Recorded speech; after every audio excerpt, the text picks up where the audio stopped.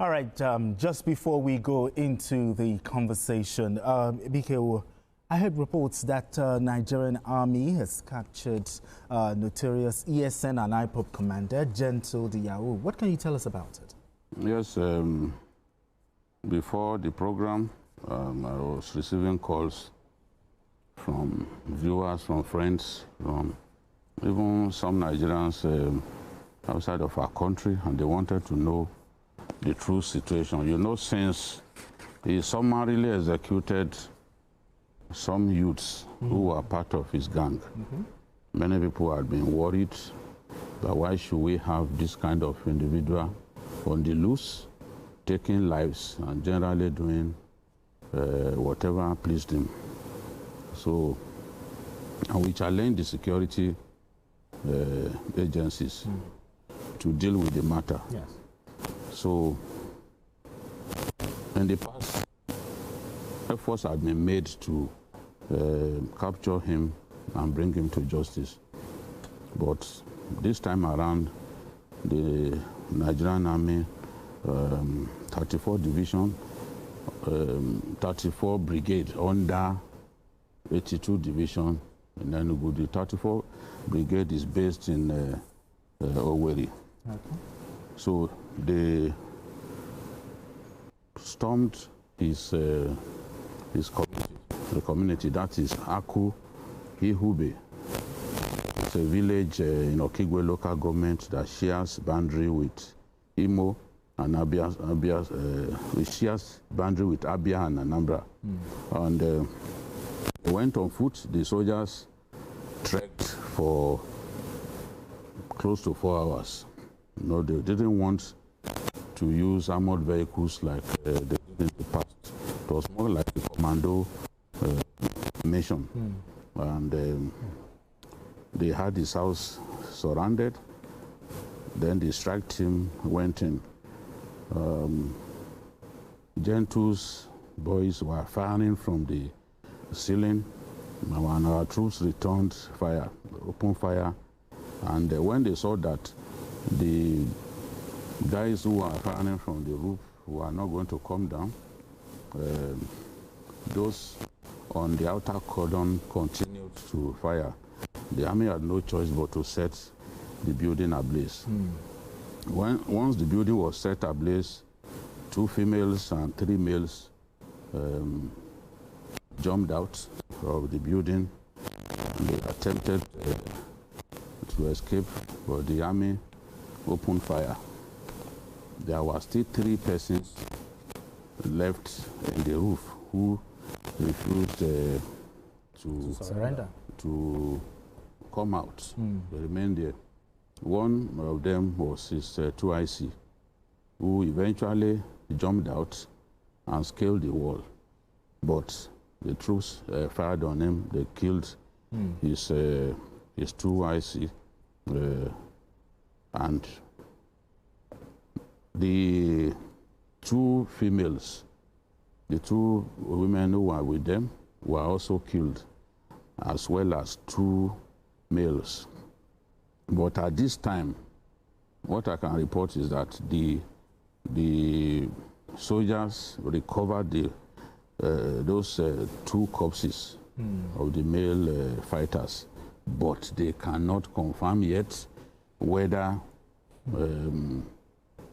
Gentle the Yahoo was one of the persons who were killed and confirmed killed in the incident. But villagers who had been under ceaseless harassment from him confirmed that his 2IC was dead. They are still trying to confirm whether the 2 other guys.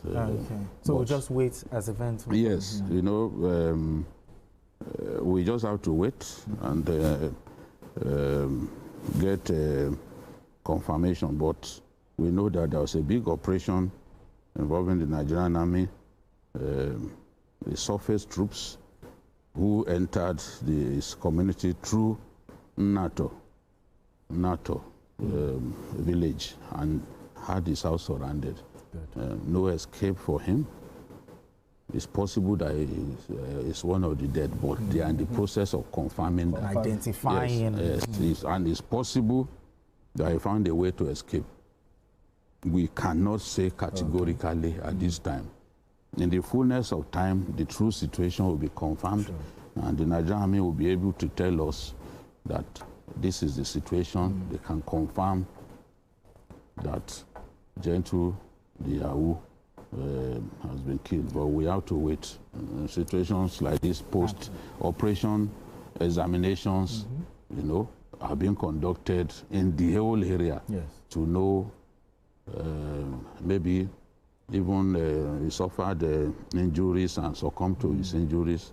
We don't know yet, but the army is urging patience at this time so that they can confirm to us whether indeed he was one of the people who were killed in that operation. But kudos to our troops for the sacrifice, walking on foot right up to his village, so that they will not know that they were coming, because in the past they used armored tanks and all that. The rumbling of tanks sometimes notify the enemy that look, the enemy, that the army was on the way. But this time around, they tried to surprise him by going on foot. Yeah, so it was a very brave effort on the part of our troops. And as I always say, no man is bigger than the Nigerian state. If Gentle, the Yahoo, survives this, I know that his days are numbered. He will eventually be made to pay for and his it shows crimes. that there's no hiding place. Yeah, if they know, once they identified his house, they had to go there. Yes, they went to his village, Yahoo village, and then entered this village through NATO on foot to make sure that they had the building surrounded to block any exit, opportunity for him to escape. And his fighters were killed. But they are trying to identify him, whether he was one of the people killed. Okay. I mean, but what does this say about the security operations in that region for them to, because I saw that video. It was really gory, but what does this say? That the Nigerian army went there, the intelligence was right, and... No, you know, you just said something. You commit a crime in Nigeria, and you put it out there, there's no how that won't get you. Absolutely. You know, so it shows that the Nigerian army is working, and we just have to, you know, commend them. You know, going by foot, you know, from where they were to where they wanted to deal with that person and get that Gentle, the Yahoo. You know, you if you look at the kilometers, it's very, very far. Very far. It's very far. But they decided to take that risk, and also to ensure that people in that community, you know, breathe a sigh of relief. You know, because right now we need to get that, you know, confirmation. And I'm very sure by the time we finally get the confirmation that it's gone, you know, you will see that the people in that community will be so excited and happy. It will also send a signal. A signal to others. Exactly. You know, because there are so many of them who, in the guise of agitation, you know, in the guise of agitation, they have, you know, instilled fear in the minds of people. And that is, I'm not sure that is what those who said, let there be this particular, you know, nation come out. It shouldn't be about instilling fear on communities. But I want a situation whereby this will send a signal to others across the country that wherever you are, if you are committing crime and you think that you want to be bigger than the Nigerian state, they will deal with you, no matter who you are. Because I know that there are so many of them like that, you know, because they have guns, they have money, you know, and they are being backed by some people that we don't know. But I know that at the right time, you know, they would also face the music. Now, another thing is, now that we're hearing reports that, okay, he's been killed, he's not been killed, how do we make sure that, what measures should the Nigerian army or this, the security agencies put together when it comes to retaliation from his loyalists? Well, you can't be too careful. Soldiers know that the job that they've elected to do is a very dangerous one. Ambushes are common with this kind of adversary. Attack on convoys, attack on even checkpoints, military checkpoints are common. So we've lost many soldiers through this. They will need to continue to be vigilant. They should be ready to take the battle to the enemy, which is what they have done today. I'm really proud of our soldiers from the 34th Brigade, Oweri, who went on this mission. And I pray that there's no casualty on their side. And I pray that there will be more successful commando-like operations as we have seen. This is the way it's done in Israel, in America. You take the battle to the enemy, you take the enemy by surprise. Yeah. It still remains take them out of the surface. The best surprise still remains the best strategy that the military can deploy. Once we take the battle to them, rather than reacting all the time, in no time we will have dealt severely with these people, and that's what we need to do. All of these bandits, terrorists, people know their hideout. You can imagine this guy's village, where he had been terrorizing people, was where our troops went to and encircled him. They encircled the building. At the end of the day, set the building ablaze. They killed his fighters, including women, two of the women who are with him. Now, we need to do more of that. All of these big bandits, big terrorists, they have their bases. When the governor of Zamfara was saying that he knows the base of the bandits, it's not. I personally have even announced the location of Shekau Ogram. And there was a time that I got a report that Shekau's men were moving in the aftermath of the attack by Chadian troops. They were heading. I mentioned the location that they were going to. So it's not as if. So it's not hidden. No, people will see them when they are moving in large numbers. People will see them, and information will come. You can act on the information that you get, as long as you are not being sent on a wild goose chase. Well, I'm glad the Chief of Defense said you don't need order. Once you know, just go after there. them. Yes, but the problem is some commanders, when they see a potentially big operation, they are worried because they know in the aftermath of that kind of combat, many lives could be lost. Many casualties. Yes, and usually when you go into battle and you lose many of your fighters, many of your soldiers, that commander's job exactly is at stake. It becomes something at stake. So a lot of them are usually worried.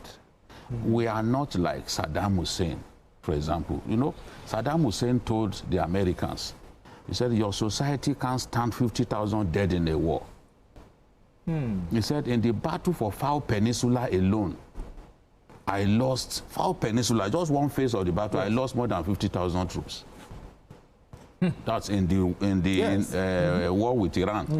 One phase, he lost more than 50,000, and he continued the war. He said, but your own society can't stand 50,000 dead in a war.